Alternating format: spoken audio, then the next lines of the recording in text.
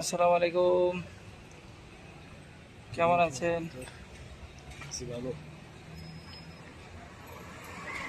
তো আমরা এখন যাচ্ছি তামান মালিম যা। হ্যাঁ, ওইখানে আরেক ফ্রেন্ড আছে, আসলে ওই যে আমার লোক আরেকটা ফ্রেন্ড আছে। আপনার বাড়ি কোন জায়গা ভাই? হ্যাঁ, কেন আমি কুমিল্লার এলাকার কোন বাড়ি? ও, এলিটগঞ্জ কোন গ্রাম?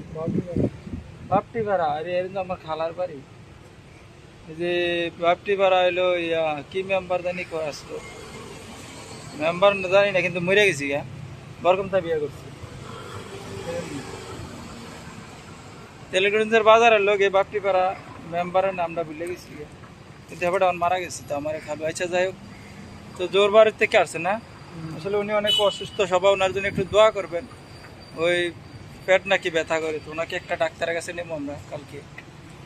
তাই সবাই ভালো থাকবেন, ওনার জন্য দোয়া করবেন। আর এটা দেখছেন এটা খাইয়া খাইয়া খালি তো মামুন কিছু কোয়ার থাকলে কো। কিছু কইতাম না, দুর্নীতি চাইলে তোরা সবাই ভালোই যা, ঠিক আছে।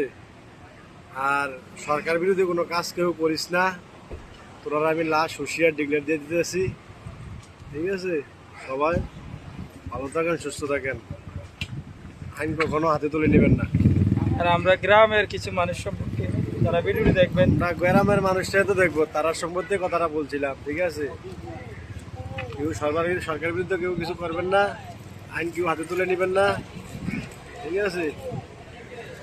আর মন্টু নানা তার তার নানা তার মারা গেছে, মন্টু নানার বিষয়ে কিছু খবর। আজকে আমার দুঃখজনক একটা খবর পাইলাম, আজকে আমাদের বাড়ির মাস্টার বাড়ির খালেক যারা মারা গিয়েছেন। সবাই ওনার জন্য দোয়া করবেন, একজন ভালো মানুষ ছিল,